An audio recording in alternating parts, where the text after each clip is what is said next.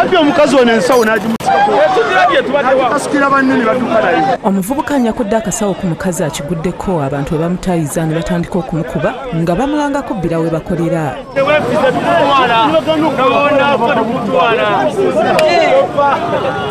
Ono ayagadde okudduka ku babadde bamukuba wabula n'alemererwa kuba bakira ajjaddukira asangayo abantu abayongedde okumukuba n'agwa wansi.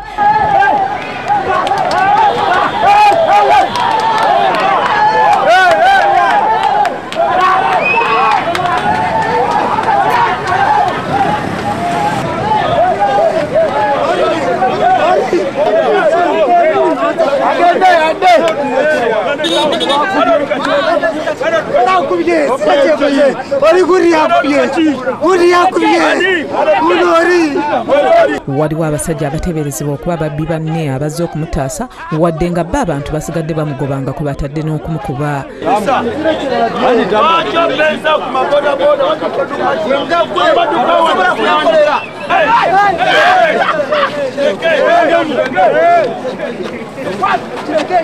Abasajja bano balabye abantu balemeddeko kwe kumuddusa nga bamutwala ku poliisi ya Poliisi okumutaasa.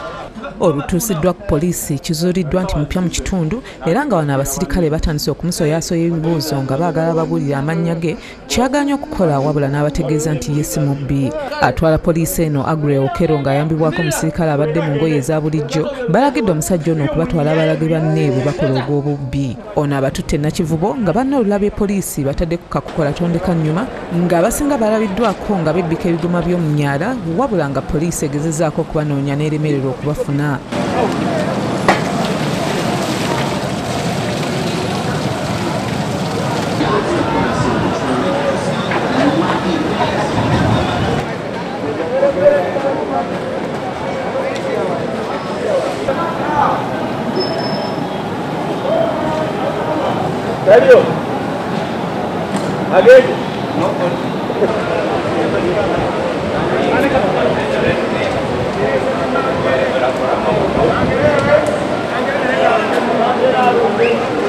Omukwate bamuzizaayo ku poliisi ya Poliisi n'aggalirwa.